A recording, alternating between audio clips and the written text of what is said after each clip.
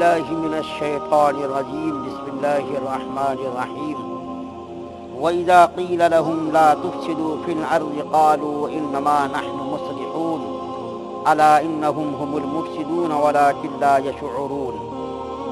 سورہ بقرہ کی 11 اور 12 نمبر دو آیات کی اس وقت تلاوت کی گئی ہے۔ اللہ تعالیٰ فرماتے ہیں اور جب ان سے کہا جاتا ہے کہ فساد مت کرو زمین میں تو کہتے ہیں ہم تو اصلاحی کرنے والے ہیں۔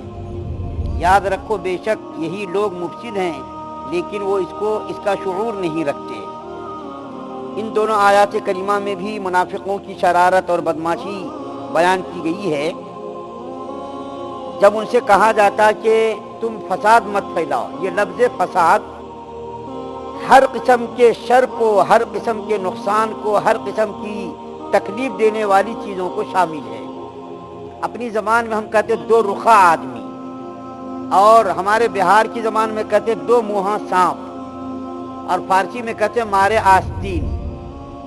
یہ منافق لوگ بھی اسی قسم کے لوگ تھے، اسی خصلت کے اور بدمعاش قسم کے لوگ تھے کہ ہر وقت اس کوشش میں رہتے تھے کہ کسی طریقے سے مسلمانوں کو چین اور سکون سے نہ رہا دیا جائے۔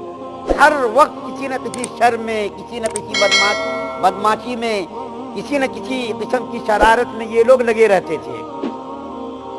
اس کا فساد کیا تھا؟ فساد کے بارے میں لکھا ہے علماء نے، ان کا فساد یہ تھا کہ مسلمانوں کے رازوں کو یہ معلوم کر کے کافروں کو جا کر کے بتاتے تھے۔ یہ منافق لوگ اس قسم کے فساد پھیلاتے تھے، مسلمانوں کا راز، مسلمانوں کا بھید معلوم کر کے کافروں کو جا کر کے بتاتے تھے کہ دیکھو مسلمانوں کی یہ کمیاں ہیں، یہ خامیاں ہیں اور یہ ہے، اور تم لوگ جو ہے مسلمانوں پر لڑو، باہر سے تم حملہ کرو، ہم اندر سے تمہارا ساتھ دیں گے۔ کافروں کو جا کر کے یہ لوگ بھڑکاتے تھے، جوش دلاتے تھے، دیکھو تمہارا مذہب صحیح ہے، مسلمانوں کا مذہب بالکل غلط ہے، نعوذ باللہ، تم مسلمانوں پر حملہ کرو، تم کو ہی فتح ملے گی، یہ جو ہے شرارت کرتے تھے۔ اور مسلمانوں کے ساتھ مل کر کے یہ اپنے آپ کو مسلمان کہلاتے تھے کہ ہم مسلمان ہیں، تمہارا ساتھ دیتے، لیکن جب اپنے ساتھیوں کے پاس گئے تو ان کی طریقے سے بات کرتے۔ دو رخا آدمیوں سے ہمیشہ فساد ہی پھیلتا ہے۔ دو رخا آدمیوں سے ہمیشہ کیا ہے؟ فساد ہی پھیلتا ہے۔ حضرت سلمان فارسی رضی اللہ تعالیٰ عنہ نے ان کے بارے میں کہا تھا ایک مرتبہ کہ اس قسم کے لوگ آج تک کبھی بھی دنیا کے اندر نہیں آئے۔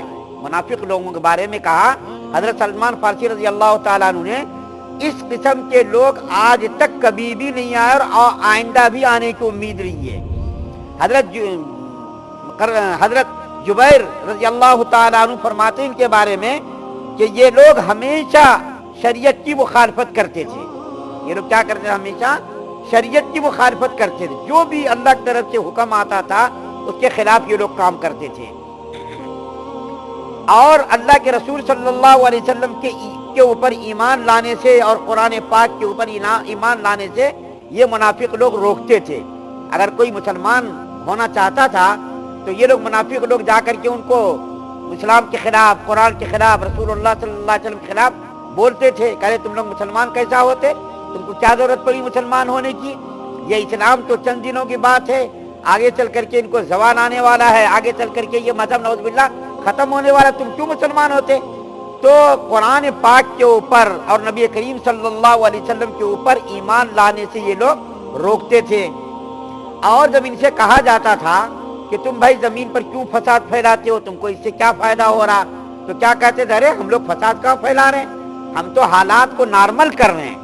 مسلمانوں میں اور کافروں میں جو دشمنیاں چلی آ رہی ہیں اور لڑائی جھگڑے کا جو اندیشہ ہے، ان اندیشوں کو ختم کرنے کے لیے، کافروں کو سمجھانے کے لیے ہم ان کے پاس جاتے، حالات کو نارمل کرنے کے لیے جاتے، تاکہ مسلمان اور کافر لوگ دونوں شیر و شکر ہو کر کے زندگی گزاریں، آپس میں لڑائی جھگڑے نہ کریں، آپس میں دشمنیاں نہ کریں۔ ہم یہ حالات کو نارمل کرنے کی کوشش کر رہے ہیں تو تم لوگ ہم کو بدنام کر رہے ہو۔ ہم تو یہ کوشش کر رہے ہیں مسلمان اور کافر لوگ شیر و شکر ہو کر کے رہیں، آپس میں لڑائی جھگڑے نہ کریں، دشمنیاں نہ کریں، اس سے نقصان ہوتا ہے۔ تو یہ کہتے تھے نہیں ہم تو اصلاح کرنے والے ہیں، لڑائی جھگڑے تو ہم کرنے والے نہیں ہیں۔ اصل میں یہاں پر ایک بات بتانی ضروری ہے، یہ جتنے بھی منافقین لوگ تھے سب کا تعلق یہودیوں سے تھا۔ ان یہودیوں نے جب دیکھا کہ اسلام کو شکست دینا، اسلام کو نقصان پہنچانا مشکل ہے، تو انہوں نے اپنے آدمیوں کو اسلام کا لبادہ اڑا کر کے مسلمانوں میں شامل کر دیا۔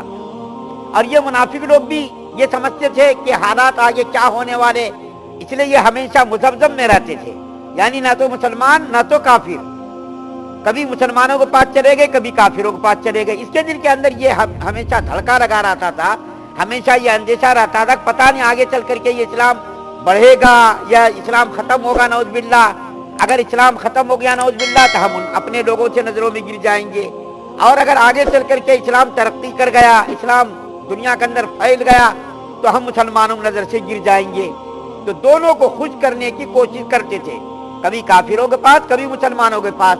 مسلمانوں کے پاس یہ سوچ کر کے آتے تھے کہ آگے چل کر کے اگر اسلام ترقی کر گیا، اسلام دنیا کے اندر پھیل گیا تو ہم مسلمانوں کی نظر میں محبوب پسندیدہ بنے رہیں گے، اور آگے چل کر کے نعوذ باللہ اگر اسلام مٹ گیا، ختم ہو گیا تو آگے چل کر کے ہم اپنے لوگوں کے پاس چلے جائیں گے۔ بس اسی چیز میں رات دن وہ لوگ پڑے رہتے تھے، بس مسلمانوں کے دلوں میں نفرت پیدا کرنا، ازواج مطہرات کے خلاف لب کشائی کرنا، ان کی شان میں گستاخانہ جملے کہنا، اور مسلمانوں کے دلوں میں بدگمانی پیدا کرنے کی کوشش کرنا۔ دن رات ان کا یہی پیشہ تھا، یہی کام تھا، بس اس کے علاوہ کوئی کام نہیں تھا۔ تو اللہ تعالیٰ نے 11 نمبر اور 12 نمبر کی آیات میں جب ان کی شرارت کو بیان کیا، جب ان سے کہا جاتا تھا کہ دیکھو بھائی تم شرارت مت کرو، اسلام کے اوپر قائم رہو، تم بدماشی مت کرو، تو وہ لوگ کہتے تھے ہم شرارت کہاں کر رہے، ہم فساد کہاں پھیلا رہے، ہم تو حالات کو نارمل کر رہے ہیں، اور ہم لوگ اصلاح کرنے والے لوگ ہیں، شرارت پھیلانے والے لوگ نہیں ہیں۔ تو ان دونوں آیات کریمہ میں بھی اللہ تعالیٰ نے منافقوں کی شرارت کو بیان کیا ہے۔ اللہ سے دعا ہے کہ اللہ تعالیٰ ہم تمام مسلمانوں کی ایمان کامل نصیب فرمائے، شرک سے، کفر سے، نفاق سے، بد نیتی، بد اخلاصی ہم سب کی حفاظت فرمائے۔